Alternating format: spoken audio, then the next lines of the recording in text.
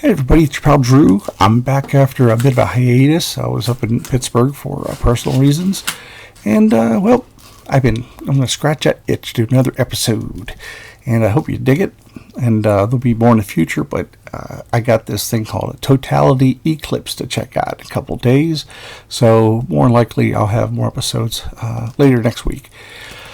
I'm going to be covering superheroes who have secret identities, but their closest loved ones figure it out. And what's interesting about this is, for decades and decades, you'd have like Lois Lane be right next to Superman and right next to Clark Kent, or Spider-Man be right by Mary Jane, and nobody could put two and two together. But I think towards the 80s, I know secret identities aren't really a thing anymore. Sippy. Well, anyway, as comics got more mature in the 80s, there was a lot of very nuanced conversations between the main character and their significant other, and it suggested a more intimate relationship than just saying, hey, where did this character go? Oh, you're back, Peter. Okay, blah, blah, blah. It's really funny. Check this out. I mean, we're in 2024, but back in 1983, 41 years ago, Marv Wolfman and George Perez kind of broke the seal on what people can do in a relationship. Now, bear in mind, before New Teen Titans Volume 2 came out, which was the Baxter Paper series, which was not covered by the Comics Code, towards the end of the first issue, you saw Starfire and Dick Grayson kind of leap out of the bed, being, the alarm goes off, and that was quite a hubbub in fandom. I remember that. It was just kind of like, wow, oh my God, they're in the same bed together. Oh, and then later on, John Byrne, when he had Alicia and Johnny Storm hook up, she'd be over his place. She'd walk down wearing his shirt, and that's about it. So things kind of became a little more, liberal, or just maybe it changed with the times. It takes the Comics Code to kind of kick into that.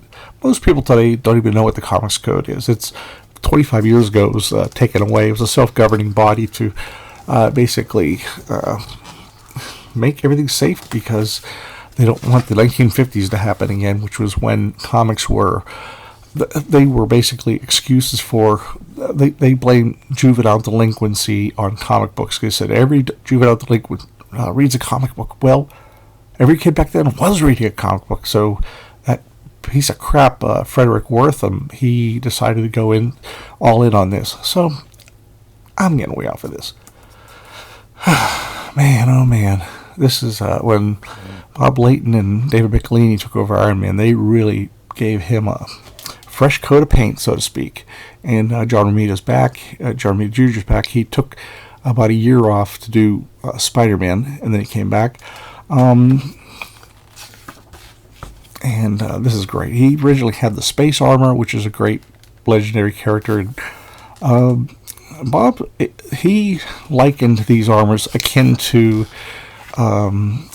specific cars used for like a Formula One racing versus a NASCAR versus this, just different, just different setups, and that's a pretty brilliant way to do it. Also, he's not omnipotent in this costume. The costume is a stealth costume. You can't see him on radar, but there are some traps, because this stealth armor was designed to utilize every bit of space for detection and evasion components. And that meant going without repulsor rays, so I'll just have to improvise. Love it, love it, love it. And so he goes to rescue Beth, his love of several years, that was created by the three creators in this issue. And she was a lot different. She wasn't Iron Man's ex-girlfriends. They were all kind of, I don't know, Janice Cord, they said they were to be married, but there was never really, I don't even think I saw them kiss once. But anyway, Tony goes under a disguise to try and get to Bethany, rescue her from East Berlin. And, she says there's only one chance for any of us to get out alive now. You've got to change, Tony. Change into Iron Man. Good Lord, you know? I've known for some time, even before Madame Mask confirmed my suspicions back in Connecticut. When you were close with a person, you could sense, well, please, Tony, change. It's a lot to take in. So, pretty cool there. That's, the whole Lois and Superman Clark Kent, it still annoys me. But I do like Superman nonetheless. I just kind of put blinders on when I read that. Okay, Captain America with the legendary era of Jan DeMatteis, Mike Zeck, and John Beatty, who is not to be ignored. He's an incredible inker. Man, I was getting Cap every month, of course, and how about that brown for the cover? That's just really gutsy. They hadn't done much brown since like the early 60s, like grays and the browns. So Cap goes through the shield portal, comes out. Gail Runsitter, you may want to check a previous episode. She is a shield agent who has a major crush on Captain America, and hey, why not? He's a hell of a guy. She goes, I'm sure it's not easy being you. Ooh, that sounded dumb, but I think you know what I mean. I do indeed, Miss Runsitter. Call me Gail. Of such conversations, friendships are born, and who knows what else. There, Gail. Let's not get carried away. Besides, you got more important work to do. More important than Cap. But he is adorable, isn't he? We can all agree that. But I do have a special, an episode that deals with this, where how she almost had a relationship with him, and it was also written by Jan DeMatteis. Anyway, Brady Rosenthal, Steve's longtime girlfriend, they're at a rally to protest. Long story, and then this guy shows up, and it turns out to be her ex-husband. And it turns out, because Bethany Cabe, who found out about Iron Man, she had an ex-husband too. So it goes on. Oh my God, that redesign of Baron Zemo, his son, anyway, is just really amazing stuff. So Cap decides to come on and break up this this physical feud, not feud, but when a situation gets amped up to violence. He goes, all my life I've a habit of making speeches. Some people criticize me for it. They may be right, but I cannot express with words the horror I've seen what you've done here today. And she's like, he sounds so familiar. And she's like, that voice, it can't be. I don't know. What's going on? Well, I didn't want to spoil everything. Oh, my dear. Gotta focus here. Oh, my dear God. Steve Rogers is Captain America. And, they eventually deal with, they discuss it and try and figure things out. This new status quo, because it's not easy being a girlfriend to a superhero, and it's not easy being a boyfriend to a superheroine. So either way, Gail Runsitter shows up and interrupts a kiss. So not Gail Runsitter, she's quite the minx.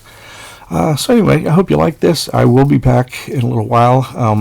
I gotta go check out the totality of the Eclipse next week, and I'm glad that my camera works now. Everything seems to be back to normal.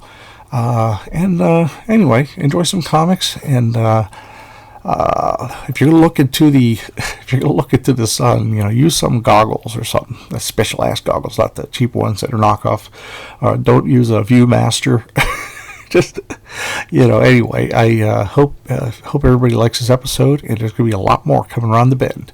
If you have suggestions down below, or corrections, or just any kind of opinions, but suggestions would be great, and anyway, please hit like and subscribe if you haven't already. If you know a comics fan who would be into this, please share with them.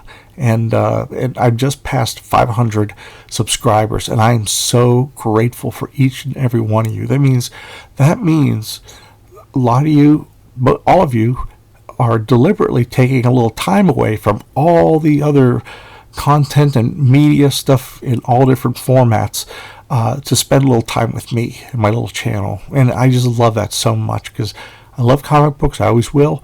And I'm a bit older, so some of this stuff I bring up may be new to a lot of younger readers. And, if there's any questions below, I'll answer them as well.